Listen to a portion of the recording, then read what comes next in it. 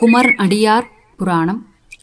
திருத்தணிகேசன் அருள் பெற்ற கர்நாடக சங்கீத நாத ஜோதி ஸ்ரீ முத்துசுவாமி தீக்ஷிதர். சுகமான காற்று இந்த வெப்பத்திற்கு எவ்வளவு இதமாக இருக்கிறது. அதில் கலந்து வரும் சாந்த கல்யாணி ராகா ஜெய சர்வ காலே பிரகீயத்தே என்பதற்கிணங்க எப்பொழுதும் பாடக்கூடியதாகவும் காந்தார ரிஷபங்கள் மிகவும் ரஞ்சனத்தை கொடுக்கிற ஜீவஸ்வரங்களாக அமைந்து நிற்கும் கல்யாணிராக ஆலாபனை அமுதமாக வர்ஷிக்கப்படுகிறது. கமலாபம் பஜரே ரே மானச என்ற பல்லவியை பரவி பரவி பாடுகிறார் பாகவதர். அனுபல்லவியும் சரணமும் களை கட்டி எங்கோ ஓர் அற்புத உலகில் நம்மை சஞ்சாரம் பண்ண வைக்கிறது. அந்த பாட்டின் கருத்து ஆஹா, அம்பாளை அல்லவா வர்ணிக்கிறது. என்ன அருமையான பதப்பிரயோகம்! படிப்படியாக அம்பாளை வருணிக்கும் அழகு சாக்ஷாத் பரதேவதையே நம் முன் காட்சி கொடுப்பதாக அல்லவோ பிரமையை உண்டாக்குகிறது. நம்மை அறியாமல் இதை யார் பாடினா, யாருடைய சாகித்யம் இது என்றெல்லாம் பக்கத்தில் உள்ளவரை விசாரிக்கிறோம். தெரியாதா உங்களுக்கு? நம்ம தீக்ஷிதர் கிருதிதான் என்கிறார். எந்த தீக்ஷிதர்? இது நாம் தொடுக்கும் அடுத்த அசட்டு கேள்வி. வேறு யாரு? நம்ம முத்துசுவாமி தீக்ஷிதர் தான். பெரிய மகானாச்சே. முருகன் அவருக்கு நேரடியாக தோன்றி அனுகிரகம் செய்ய கர்நாடக சங்கீத உலகில் அவர் ஒரு நாத ஜோதியாக பிரகாசித்தவராச்சே. எத்தனை கீர்த்தனைகளை கொட்டியிருக்கிறார். இப்பொழுது கேட்டேளே, அது அவர் அம்பாளை பற்றி பாடின நவாவரண கீர்த்தனைகளில் 2வது ஆவரணம் என்று கூறிக்கொண்டே சிலிர்த்து போகிறார் அன்பர். முருகன் அருளுக்கு பாத்திரமானவர் என்று கேட்ட நாமும் நிமிர்ந்து உட்கார்ந்து அவர் சரித்திரத்தை கேட்க ஆவலுற்றோம். அடேடே, அவரை பற்றி தெரியாதா? சொல்கிறேன் கேளுங்கோ என்று வெகு உற்சாகமாக ஆரம்பித்தார் அன்பர். திருவாரூரில் பிறந்தோர்கள் எல்லோருக்கும் அடியேன் என்று பாடினார் சுந்தரமூர்த்தி நாயனார்.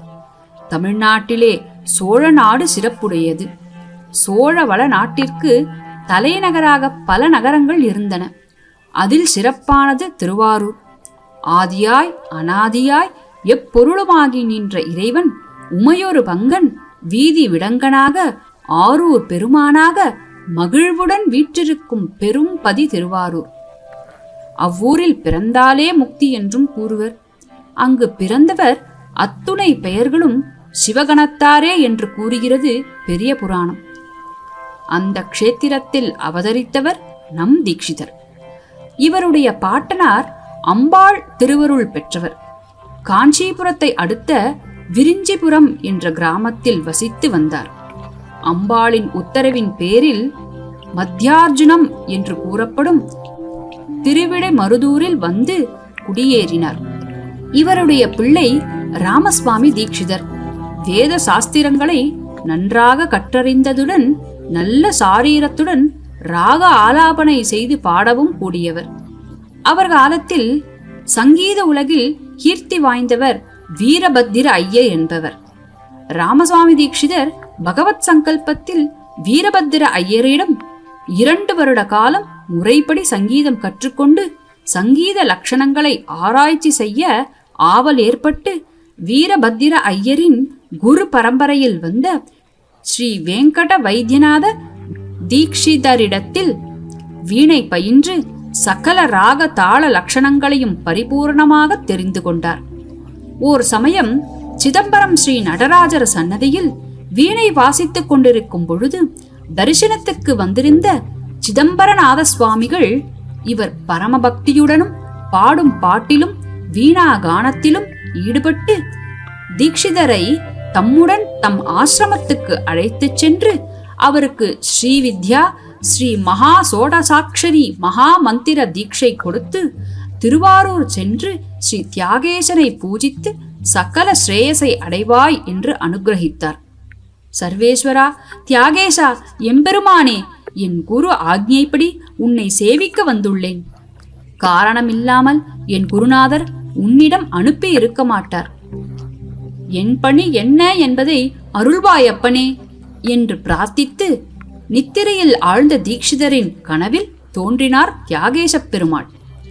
ராமசுவாமி, இங்கு நடக்கும் நம் பிரம்மோற்சவ காலத்தில் யாம் உற்சவம் கொண்டு வீதி உலா வரும் சமயம் எந்தெந்த வாத்தியங்கள் எந்தெந்த சமயங்களில் எங்கெங்கு எப்படி வாசிக்க வேண்டுமென்ற முறையை அமைத்து நாதஸ்வர, பரதநாட்டிய, சுத்த மத்தளக்காரர்களுக்கு அபியாசம் கொடுத்து அதை ஒழுங்குபடுத்த உன்மூலம் திருவுளம் கொண்டோம். அதை நிறைவேற்ற முயற்சி செய் என்று அருளி மறைந்தார். ஆஹா, பரமேஸ்வரா, நீலகண்டா, சம்போ மகாதேவா, எப்படிப்பட்ட பாக்கியம் செய்தேன் நின் திருவருள் பெற. இப்போதே ஆரம்பிக்கிறேன் நின் கைங்கரியத்தை என்று தியாகேசன் பேரில் அநேக கிருதிகளை செய்து வாத்தியக்காரர்களுக்கும் நாட்டியக்காரர்களுக்கும் மற்றவர்களுக்கும் சொல்லிக் கொடுத்து வீதி உலா பந்ததியை ஏற்பாடு செய்து வைத்தார். இன்று வரை இவ்வேற்பாடுகள் குறைபாடு இன்றி அங்கு நடப்பதை பார்க்கலாம். குரு கடாட்சமும் பரமன் அருளும் பெற்ற தீட்சிதருக்கு வம்சவிருத்தி இல்லாமல் இருந்தது பெரும் குறை. சுவாமியின் முன் அமர்ந்து, ஆரூர் பெருமானே, எனக்கு வயது 40 முடிந்து விட்டது. புத்திர பாக்கியமற்றனா என்னை செய்துவிடாதே, உன் அருளை கொடு என்று மனமுருகி வேண்டினார்.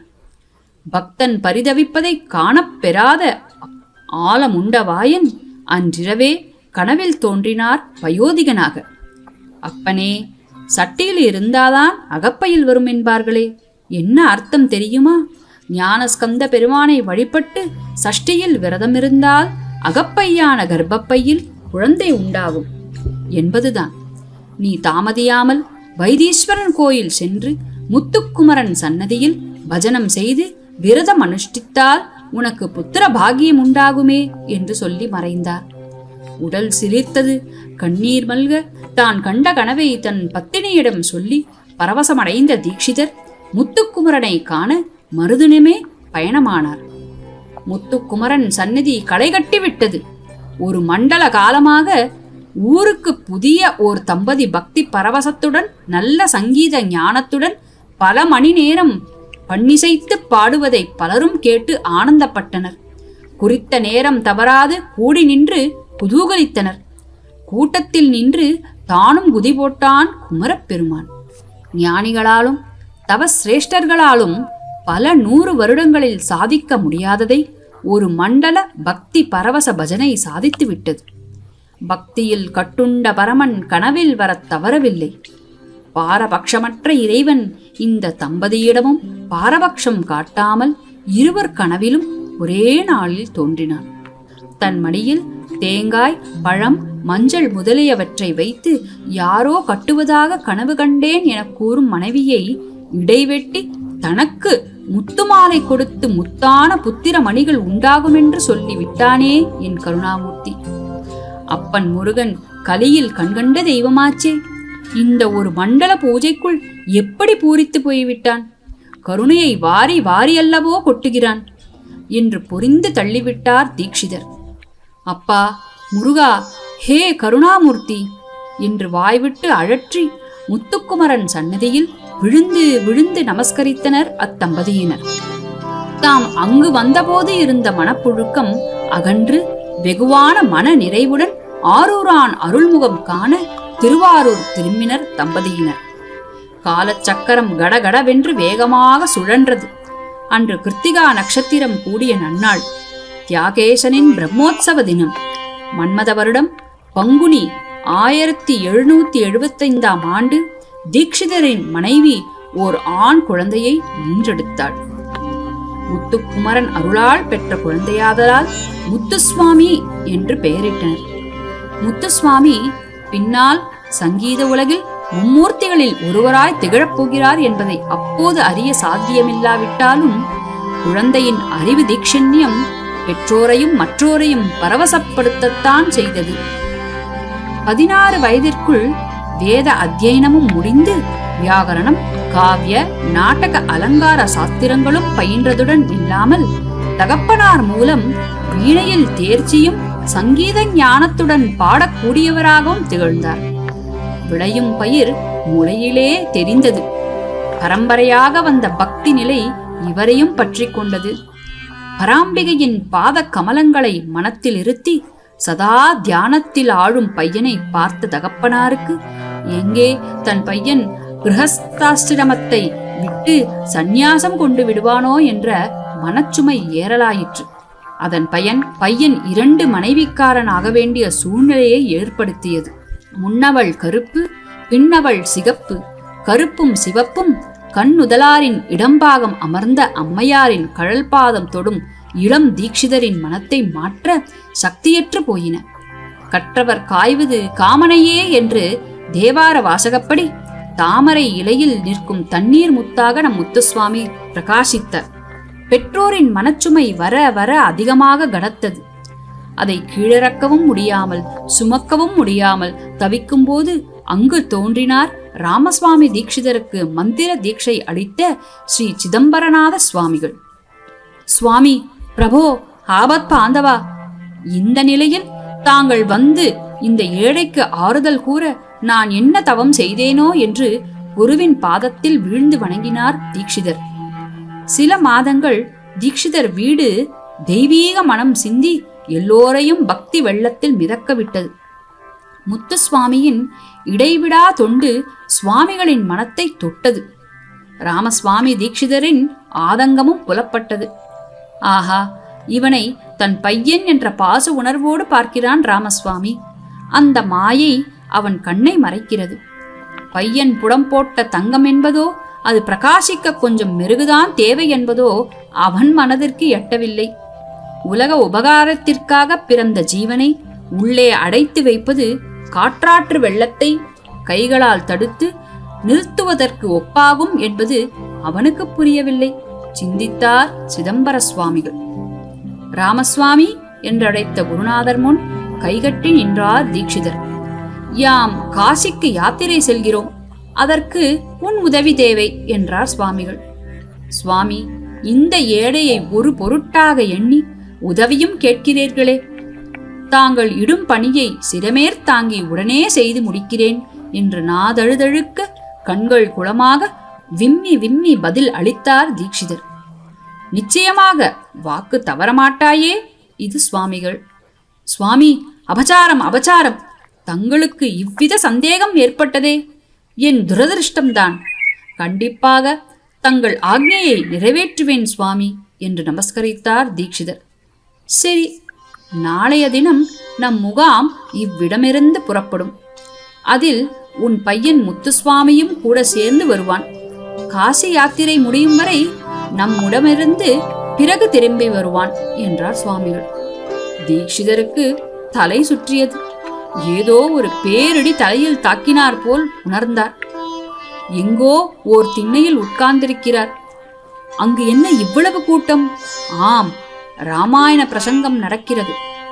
என் ராமனை கேட்காதீர்கள், நானே சதுரங்க படைகளுடன் வருகிறேன், உங்கள் யாகத்தை காத்துத் தருகிறேன் என்று கெஞ்சுகிறான் தசரதன் விஸ்வாமித்திரரிடம். எனக்கு ராமன்தான் வேண்டும், அவனை அனுப்ப உன்னால் முடியாவிட்டால் நீ வாக்கு தவறியவன் என்று கோபமாக திரும்புகிறார் கௌசிக முனிவர். அப்பா தசரதா, உன் ராமனை சாதாரண குழந்தையாக எண்ணாதே. விஸ்வாமித்திரருடன் அனுப்புவது உச்சிதம்தான், எல்லாம் நல்லபடியாகும் என்று பலவாறாக எடுத்துரைக்கிறார் வசிஷ்ட மாமுனி. மளமளவென்று கதை தொடருகிறது. இதோ ராமன் வெறும் தசரத ராமனாக இல்லாமல் ஜானகி ராமனாக கல்யாண கோலத்தில் திரும்புகிறான். ஆம் ஆம், என் குழந்தையும் மங்களகரமாகத்தான் திரும்புவான். இவர் என் குரு மட்டுமல்ல, அன்று ராமாயணத்தில் ராமனையும் சீதையும் இணைத்த விஸ்வாமித்ர மகாபிரபுவேதான்.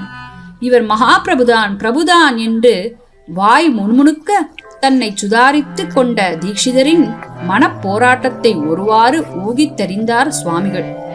என்ன, மனது திடமாச்சா என்று முருவலித்தார். விம்மி விதித்த தீட்சிதர் குருவின் பாதத்தில் சாஷ்டாங்கமாய் விழுந்தார். இந்த குழந்தைகள் என்று தம் மருமகள் இருவரையும் பார்த்தார். குறிப்பறிந்த சுவாமிகள், முத்துசுவாமி கிரகஸ்தனாச்சே, அதிலிருந்து கொண்டே நம் பணிவிடை தொடர்வான். அவர்களும் அவனுடன் வரட்டும் என்றார். ராமசுவாமி தீட்சிதரின் பீதி மறைந்து சந்தோஷம் தலை நீட்டியது. சுவாமிகளின் முகாம் ஊரை விட்டு கிளம்பிற்று. அநேக க்ஷேத்திரங்கள், நதி தீரங்கள், சத்திரங்கள், சாவடிகள், குளக்கரைகள், கிராம மடங்கள் எல்லாம் சுவாமிகளின் பாத ஸ்பர்ஷம் பட்டு மேலும் பவித்திரமாயின.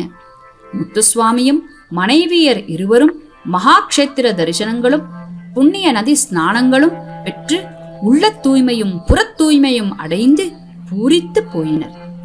காசியம்பதியில் ஸ்ரீ விஸ்வநாதரின் அருளும் விசாலாட்சியின் கடைக்கண் நோக்கும் அன்னபூரணியின் அருட்பிரவாகமும் தூய பக்தி நிறையில் திளைக்கும் இளம் தீட்சிதரின் மனதை வெகுவாக ஈர்த்து பக்தியின் உன்னத நிலையை கொண்டு சேர்ந்தது. தினந்தோறும் கங்கையில் மூழ்கி சுவாமி தரிசனமும் குரு கைங்கரியமும் செய்த தீட்சிதர் தான் எங்கோ ஒரு ஆனந்த உலகில் சஞ்சரிப்பதாக உணர்ந்தார். அன்று தீட்சிதரின் வாழ்வில் ஒரு புது திருப்பம் கொடுக்கும் நன்னாள். சுவாமிகள் தம் பூஜை முடித்து தம்பதிகளை தம் எதிரே உட்கார வைத்து ஸ்ரீ தீட்சிதருக்கு ஸ்ரீவித்யா மகாசோடசாட்சரி மகாமந்திர தீட்சையளித்து, முத்துசுவாமி, இன்று முதல் 5 வருட காலம் இந்த மந்திர உச்சாரணத்தை தவறாமல் செய், பாரம்பிகை உனக்கு வேண்டிய அனுகிரகம் செய்வாள் என்று அனுகிரகித்தார். வருடங்கள் உருண்டன. தீட்சிதரின் முகப்பொலிவும் அடக்கமும் தீட்சிண்ய பார்வையும் மந்திர சித்தியை பறைசாற்றின. மெருகேற்றப்பட்ட தங்கமென மின்னினார். தான் அழைத்து வந்த காரியம் பலிதமானதை நினைத்து மகிழ்ந்து போனார் சுவாமிகள். முத்துசுவாமி, இனி நீ உன் தாய் தந்தையர் இருக்கும் மணலிக்கு திரும்பலாம். கிரகஸ்தாசிரமத்தை வழுவாமல் கடைப்பிடி. அம்பிகையின் அருள் உனக்கு மந்திர சித்தியினால் கிட்டிவிட்டது. அது முழுமை பெற்று பிரகாசிக்க நீ ஒரு மண்டலம் முருகனை பூஜிக்க வேண்டும். அதற்கு அவன் 5ஆம் படைவீடான திருத்தணியம்பதியை அடைந்து பக்தியுடன் ஆராதிக்க உன் பக்திக்கு கட்டுப்பட்டு எம்பெருமான் முருகன் உன் முன் பிரசன்னமாவார் என்று எம்பினார் சுவாமிகள். தனக்கு மந்திர சித்தி ஏற்பட்டு விட்டதா? தனக்கு முருகன் பிரசன்னமாகப் போகிறாரா? குருநாதா, ஹே சம்போ, என்ன பாகியம், என்ன பாகியம் என்று பரபரத்த தீட்சிதரின் முகத்தில் ஓர் இனம் புரியாத சம்சயம் ஏற்படுவதை உணர்ந்த சுவாமிகள், முத்துசுவாமி, 2 கைகளாலும் கங்கையை அள்ளி கையில் வைத்துக் கொண்டு இஷ்டமான வஸ்துவை நினைத்தால் நீ நினைத்த வஸ்து அதில் உருவமாக தோன்றும். அதிலிருந்து உனக்கு மந்திர சித்தி கைகூடிற்றா இல்லையா என்ற சம்சயம் நீங்கும் என்று சுவாமிகள் கூற, தீட்சிதரும் கங்கையை கையிலேந்தினார். எதை நினைப்பது? நாத ஜோதியாக போகும் ஜீவன் நாதத்தை தவிர வேறு எதை நினைக்கும்? நாதத்தை அள்ளி பொழியும் வீணையையே நினைத்தார். என்ன ஆச்சரியம்! வீணையின் உருவம் பளிச்சென தோன்றிற்று தண்ணீரில். ஆனால் வீணையின் யாழி முகம் உன்முகமாக இல்லாமல் எதிரடையாக தோற்றமளித்தது. அந்த உருவத்தில் என்ன எழுதியுள்ளது? ஆம், ஸ்ரீராம் என்பது பொறித்திருக்கிறது வடமொழியில். தீட்சிதர் பரவசமானார். குருவின் கருணையை போற்றி புகழ்ந்தார். பிரியா விடை கொண்டு ஊருக்கு பயணமானார். பரம பக்தனும் அம்பாள் அனுகிரகம் கிடைத்தவனுமான இந்த சிஷ்யன் பிரிவதற்கு முன் அவன் மூலம் மற்ற ஒரு குரு கைங்கரியத்தையும் ஏற்றுக்கொள்ள திருவுளமடைந்த சுவாமிகள் திடீரென சித்தியடைந்தார். சிதம்பரநாத சுவாமிகள் சமாதியை ஹனுமான்காட்டில் நிறுவி ஆக வேண்டிய காரியங்களை முறைப்படி செய்து முடித்து கனத்த மனத்துடன் கடும் பயணத்தை தொடர்ந்தார் தீட்சிதர். அப்பா வெங்கடேச பெருமானே, திருப்பதி மலைவாசா, கோவிந்தா, உன்னை நம்பி ஓடி வந்தேன். முத்துக்குமரன் அருளால் பிறந்த முதல் குழந்தை காசி யாத்திரை போய்விட்டான். 2ஆமவனோ 2 கண்களும் தெரியாமல் தவிக்கிறான். வயதான காலத்தில் எனக்கேன் இந்த துக்கங்கள்? அம்மா தாயே என்று அம்பிகையின் காலை பிடித்தேன். உன் சந்நிதியில் ஒரு மண்டலம் பஜனை செய் என்றாள். ஒரு மண்டலமும் முடிந்துவிட்டது. இனி நான் செய்வது யாது? காக்கும் கடவுள் கைவிட்டால் கை கொடுப்பவர் யார்? உலர் அழுது அழுது என் கண்களும் வற்றிவிட்டன. இனி கண்ணை கொடுப்பாயோ மாட்டாயோ? நீ செய்தாலும் செய்யாவிட்டாலும் நான் நாளை காலத்தி அப்பனை தரிசித்து ஊர் திரும்புகிறேன் என்று மனமுடைந்து விரக்தியாக பிரார்த்தித்தார் ராமசுவாமி தீட்சிதர் திருப்பதி க்ஷேத்திரத்தில். சோர்ந்து வெளியே நடக்கும் தீட்சிதர் காதில் அசரீரி போல் ஒலித்தது. இருவர் பேசும் சம்பாஷணையில் எல்லாம் தெரியும் போ என்ற வார்த்தை. ஜாகைக்கு திரும்பிய தீக்ஷிதருக்கு ஆச்சரியம் காத்திருந்தது. அப்பா, எனக்கு கண் தெரிகிறது. இந்த ஏழுமலையான் நம்மை கைவிடவில்லை. கண்ணை கொடுத்து விட்டான் கலியுக வரதன் என்று கூச்சலிட்ட மகனை ஆறத் தழுவி ஆதிசேஷனையே அற்புத மலையாக கொண்டு அதில் நின்று திருக்கோலத்தில் சேவை சாதிக்கும் நிர்மலனை நினைத்து ஆனந்த கண்ணீர் உகுத்து காலத்தின் நாதனையும் தணிகேசனையும் தரிசித்து மணலி சேர்ந்த தீக்ஷிதருக்கு மற்றொரு இன்ப அதிர்ச்சி எதிர்கொண்டழைத்தது. ஊர் திரும்பிய முத்துசுவாமியையும் அவன் இரு மனைவிகளையும் பார்த்த தீக்ஷிதர் அகமகிழ்ந்து போனார். பூஜையும் புனஸ்காரங்களுமாக வீடு அமர்க்களப்பட்டது. குருநாதரின் அருளையும் மறைவையும் கேட்டு சந்தோஷத்தையும் துக்கத்தையும் ஒருங்கே பெற்று திக்கு முக்காடி போனார். அன்று திருத்தணையும் பதியில் உரையும் தணிகேசனுக்கு இருப்பே கொள்ளவில்லை. தன் அருளால் தோன்றிய பாலன் பக்குவப்பட்டு விட்டான். பராசக்தியின் பரிபூர்ண கடாட்சம் பெற்றுவிட்டான். அவன் பண்பும் பக்தியும் ஒன்றை ஒன்று மிஞ்சி நின்று தன் அருளை பெற ஒருமுகப்பட்டு நிற்கின்றது. அவன் தியானமும் பஜனமும் இதுவே தருணம் இதுவே தருணம் என பறைசாற்றுகின்றன. காம, குரோத, லோப, மோக, மத என்ற 5 எதிரிகளை விரட்டி ஜீவனை விடுவிக்க 5ஆம் படைவீடு கொண்டு எழுந்தருளியுள்ள ஐங்கரனின் தம்பி இனி 5 வினாடி கூட தாமதிக்காத நிலையில் திருவருளை சொரிய திருவுளப்பட்டு விட்டான். அதன் எதிரொலி முத்துசுவாமியை பரபரக்க வைத்தது. தணிகை மலை சென்று அப்பனை தரிசித்து பாடி பரவசம் கொள்ள வேண்டுமென்ற அவா உந்தித் தள்ளிற்று. முருகன் கருணையை முன்னமேயே படித்தும் கேட்டும் அறிந்திருந்த தீக்ஷிதரின் மனம் முருகனை நினைந்து பாகாய் உருகிற்று. ஆறாத காதலுடன் அண்ணலை காண தம்பிகள் இருவருடன் தளராமல் நடந்தார் தணிகை மலை நோக்கி. நின்றாலும் இருந்தாலும் கிடந்தாலும் மென்றாலும் துயின்றாலும் விழித்தாலும் இமைத்தாலும் மன்றாடும் மலர்பாதத்தான் மனம் மகிழ தோன்றிய குன்றிலாடும் குணக்குன்றை குன்றாத மனத்துடன் வாய் மணக்க மனமினிக்க பஜனம் செய்து கொண்டே சென்றார். நாமஸ்மரணம் நாவை தழும்பேற வைத்தது. ஆஹா, அதோ தெரிகிறது அப்பன் உரையும் தலம், தேவியர் இருவருடன் திருவுளம் புரியும் தலம். என் தவம் பலித்தது, முன்னோர் செய்த புண்ணியம் முன்னின்று காத்தது என்றெல்லாம் கூறிக்கொண்டு பரவசத்துடன் உதித்தோடினார். மலை அடிவார தீர்த்தத்தில் மூழ்கி எழுந்த தீக்ஷிதருக்கு உடம்பில் புது தெம்பும் மன சந்துஷ்டியும் கிடைத்தது. வள்ளி தேவசேனா சமேதனாக கல்யாண கோலத்துடன் வீற்றிருக்கும் அப்பன் திருவுருவம் கண்முன் நின்றது. கந்தா, காருண்ய மூர்த்தே, பழனியில் பண்டாரமாயினாய், தணிகையில் தேவியருடன் காட்சி அளிக்கிறாய், எல்லா நிலையிலும் உன்னை அடையலாம் என்பதை விளக்குகிறாய் போலும். என் குருநாதர், உன் தரிசனம் கிடைக்கும் ஒரு மண்டலம் உன் சந்நிதியில் பஜனம் செய்ய என்றார். ஆனால் அவ்வளவு நாட்கள் காத்திருக்க வேண்டுமே என்ற மலைப்பை உண்டாக்குகிறது. உன் தரிசனத்தை இன்றே பார்த்துவிட வேண்டுமென்று மனம் குறுகுறுக்கிறது. உடம்பிலுள்ள மயிர்கால்களெல்லாம் குத்திட்டு நின்று ரோமாஞ்சனம் உண்டாகிறது. இன்றே நீ அனுகிரகித்து விடுவாய் என்று மனம் குதூகலிக்கிறது. இதோ பார் முருகா, என் கண்கள் தாரை தாரையாக பொழிகின்றனவே, ஏன் இந்த ஆனந்தம்? இந்த ஏழையை நீ பொருட்படுத்துவாயோ? அந்த பாகியம் எனக்கு கிடைக்குமா? ஹே கருணாநிதே, காருண்யமூர்த்தே, உன் பாதத்திற்கு அனந்த கோடி நமஸ்காரம் என்று நின்ற இடத்திலேயே விழுந்து வணங்கி, முருகா சரவணபவா, கந்தா குஹா சண்முகா என்று சரமாரியாக அப்பன் நாமத்தை உரத்த குரலில் கூவிக்கொண்டு மலையேற துவங்கினார். பக்தனை எதிர்கொண்டடைக்க பரமன் ஓடி வந்தான். அடுக்களையில் மும்முரமாய் ஈடுபடும் தாய் அம்மா என்று தன் குழந்தையின் அழுகை சத்தம் கேட்டவுடன் வேலையை மறந்து மற்றதை மறந்து ஓடுவது போல் ஓடினான். படிகளை இரண்டாக தாவி குதித்து ஓடினான். அன்றொரு நாள் அருணகிரிக்கு அருள் புரிய அருணையின் தெற்கு கோபுர வாயினுள் ஓடியது போல ஓடினான். யாரப்பா நீ, பெரிய முருக பக்தன் மாதிரி கத்திண்டு ஓடற என்று தீக்ஷிதரை தடுத்து நிறுத்தினார் ஓர் வயோதிக அந்தனர். நல்ல சிவந்த மேனி, பட்டை பட்டையாக விபூதி பூசி, கையில் கழிவூன்றி, தூய வெண்ணிற ஆடை உடுத்தி, கழுத்தில் ருத்திராட்சரம் தரித்து, பழுத்த பழமாக குரலிலும் நடையிலும் தடுமாற்றத்துடன் எதிர்பட்ட அந்த கிழவரிடம் தீக்ஷிதருக்கு தம்மையறியாமல் ஒரு மரியாதை ஏற்படுவதை உணர்ந்தார். ஆம் சுவாமி, திருத்தணி முருகனை தரிசிக்க செல்கிறேன். முருகன் அங்குதான் இருக்கிறாரா? நீ இருக்கிற இடத்திலேயே இருக்க மாட்டாரா? அதுக்கு ஏன் ஓடற என்று இடக்காக கேட்டார் கிழவர். கிழவரின் இடக்கு பேச்சும் ஏளன துணியும் தீட்சிதருக்கு அதிர்ச்சியை கொடுத்தது. ஆனாலும் மனதில் ஏதோ இடறுவது போல் தோன்றிற்று. ஆம், கிழவரின் கூற்றில் உண்மையும் உள்ளதே.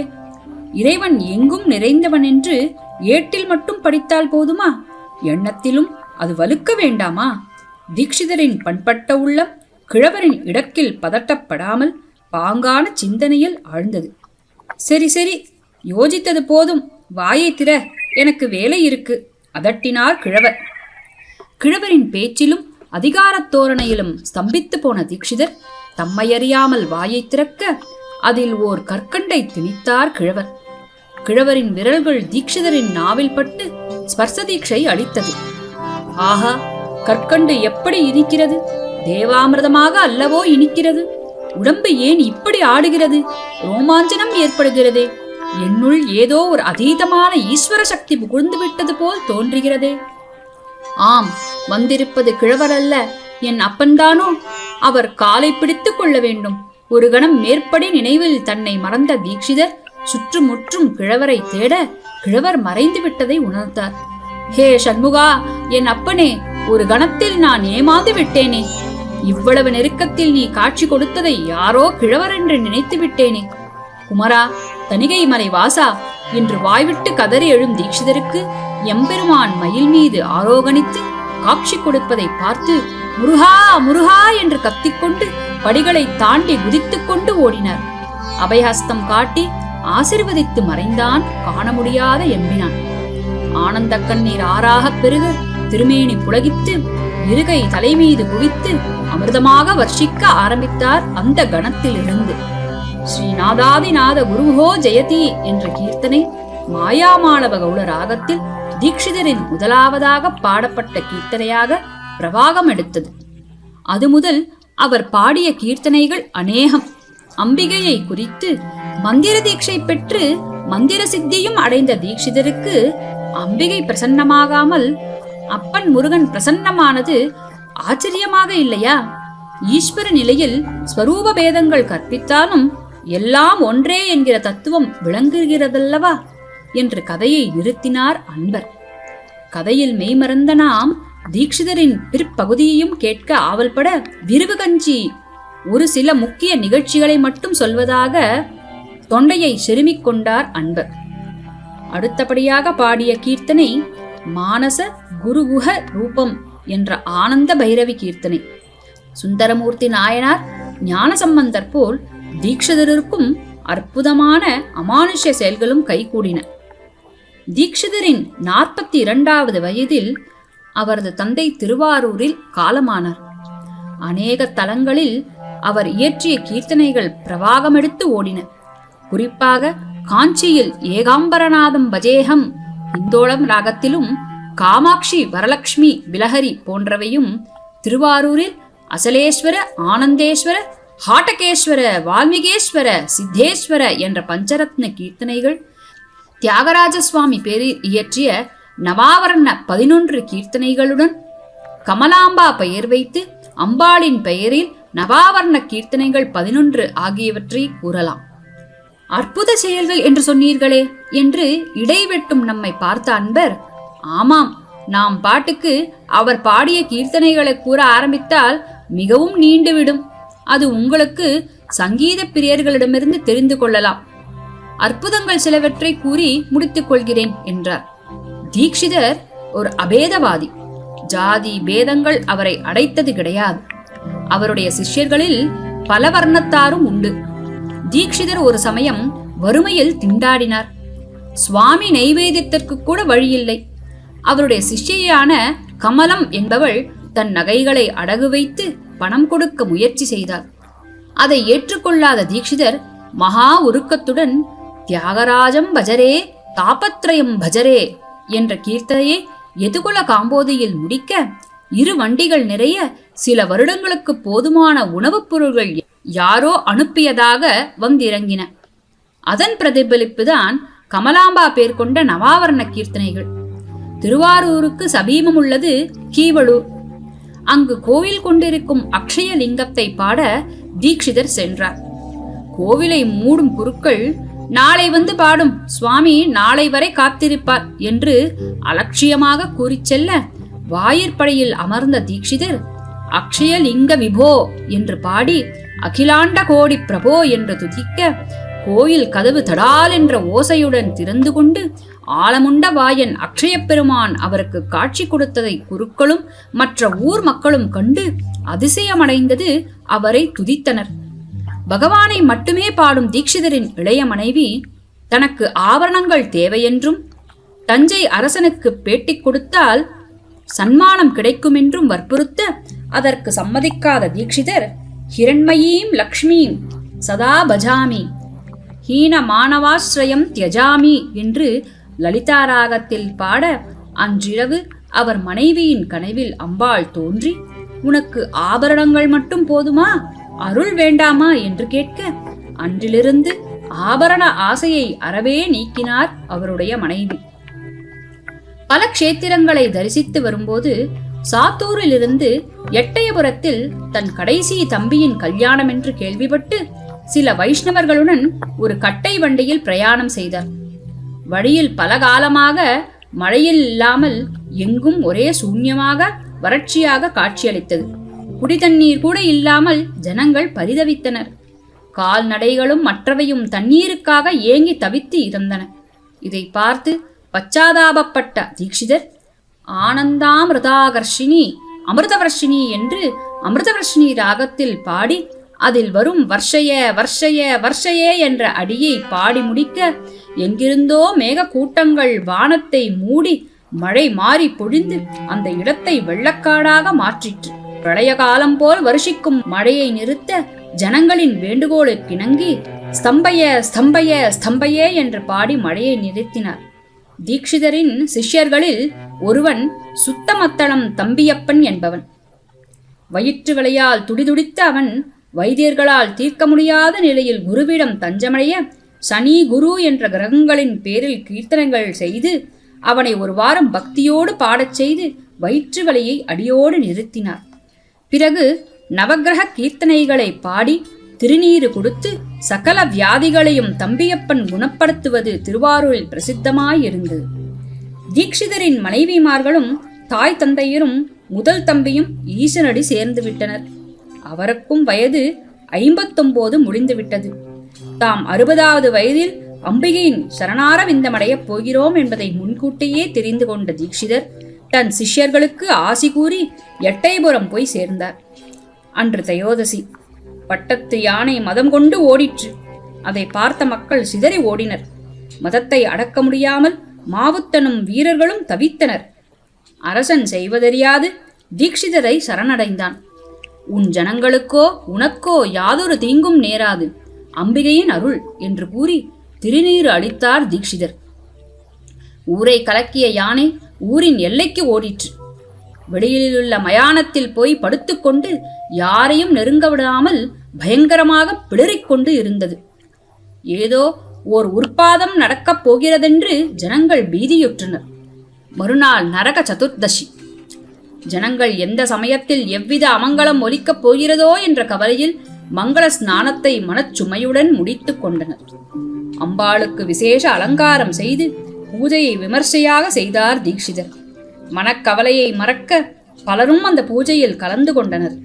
சிஷ்யர்களை கூட்டி வீணையுடன் உட்கார்ந்தார் தீக்ஷிதர். சிஷ்யர்கள் அவருடைய பல கீர்த்தனங்களை பாடினர். கடைசியாக மதுரை மீனாட்சி சன்னதியில் இயற்றிய மீனாட்சி மேமுதம் தேகி என்ற கீர்த்தனத்தை கமகக்ரியா ராகத்தில் பாடிக்கொண்டிருந்தனர். அம்பாளையும் முருகனையும் மாறி மாறி பார்த்து கொண்டிருந்தார் தீக்ஷிதர். படத்தில் முருகன் முருவலித்தான். அம்பாள் மந்தகாசமாய் ஜாஜ்வல்யமாய் பிரகாசித்தாள்.